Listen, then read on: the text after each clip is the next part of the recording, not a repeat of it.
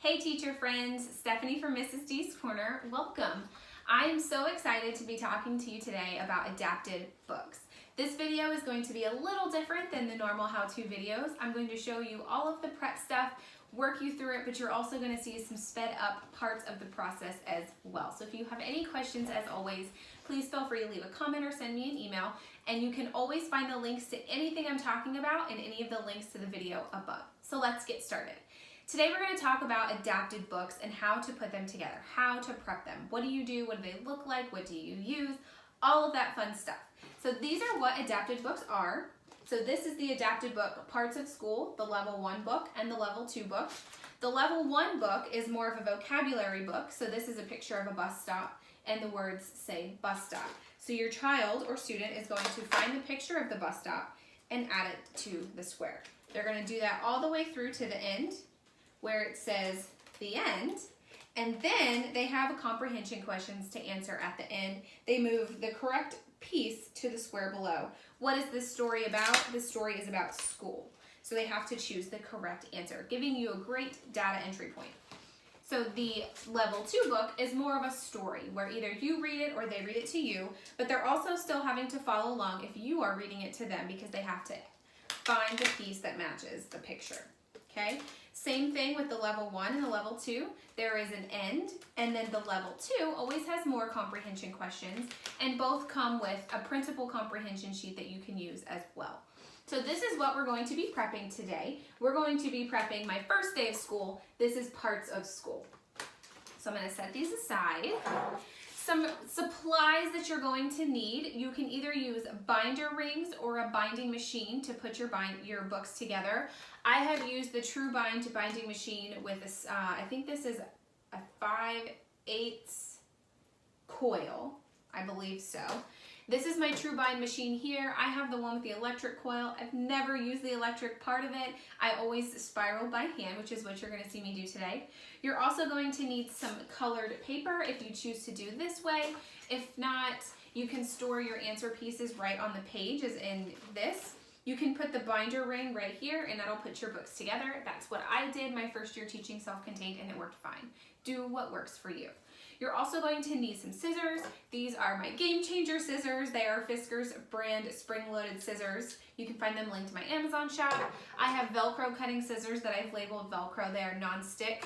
I have my coil cutter thing. I also have some different Velcro sitting here. I have 1/2-inch coins for hook and loop, and I have 1/2-inch strips, which I have pre-cut some here. I get all of my Velcro from FeenerSupply.com, or you can order from Amazon or get it from Walmart, Target, wherever you want. You're also going to need to print out all of the books or the book that you want to prep. I have already printed and laminated, so if you're laminating at home, you'll need a laminator. I use the Scotch thermal laminator with the Scotch laminating pouches. I use regular printer paper in a 3 milliliter pouch. When I laminate the paper, I laminate these in 5 milliliter because it's kind of the base for the book and it holds it up pretty steady.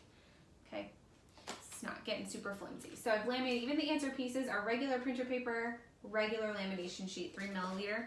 And if you want to make your life a little bit easier, I have a paper cutter here too, or a paper trimmer, which we are going to use to cut the pages in half.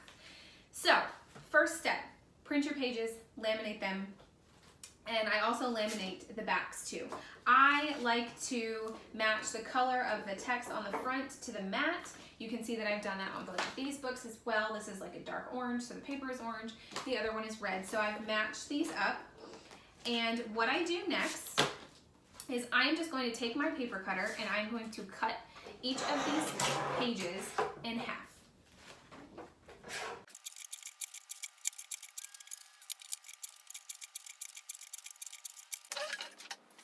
Now that I have finished cutting the pieces in half, I'm going to bind them using the spiral binding machine. If you're using the True Bind or any binding machine, make sure you're using the setting that allows you to push the lamination pouch if you're not cutting it fully to the back.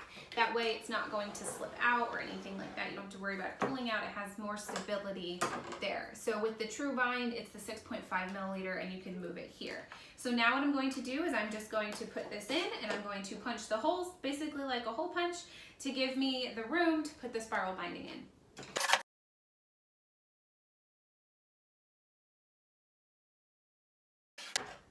Now that I'm finished punching the holes, I'm going to, by hand, do it.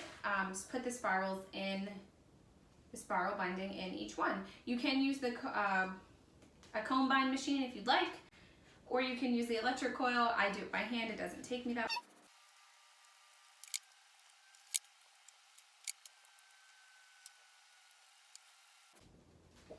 Now you need to take a pair of scissors and cut the rest of this off. I always leave a little bit of room.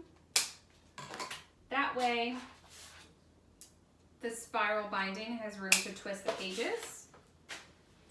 And then you can take your little clippers to bend the edges down so that the pages don't come off.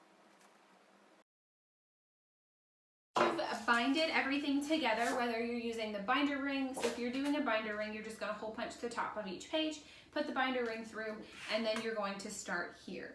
So you're going to need some strip Velcro. Again, I'm just using 1/2 inch strip Velcro. I've already pre-cut it. You are going to want to put 2 or 3 lines of Velcro here. This is where your pieces are going to be housed for the answers. I always do 2, but some stories do warrant more. Now that I have my Velcro strips onto the mats at the back, it's time to work on the answer pieces. I follow the saying, soft stays, hard travels. So I put soft Velcro down here, which means each page is going to get 1 soft Velcro dot. And again, I order my Velcro from Feener Supply, and this is what it comes in. I'm using 1/2 inch coins, and I'm just going to take 1 dot and add it to inside of the box on each page. When it comes to the comprehension questions, you're going to need 3, 1 for each circle and 1 for each square.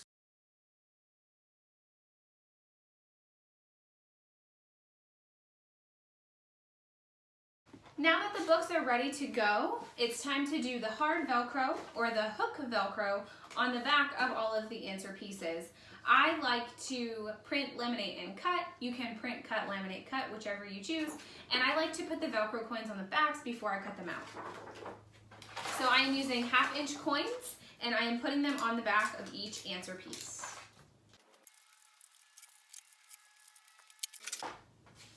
Now that you've put Velcro on the back of your answer pieces, it's time to cut out the answer pieces and place them either within the story or on the Velcro lines that you've placed on the page.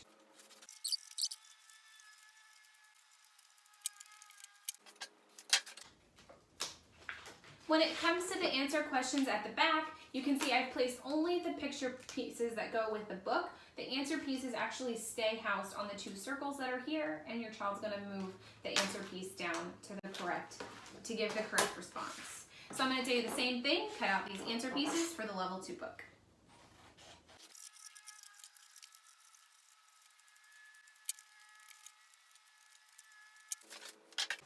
Now we have 2 completed adapted books, the level 1 and the level 2, for my first day of school. So let's take a look at what they look like in action.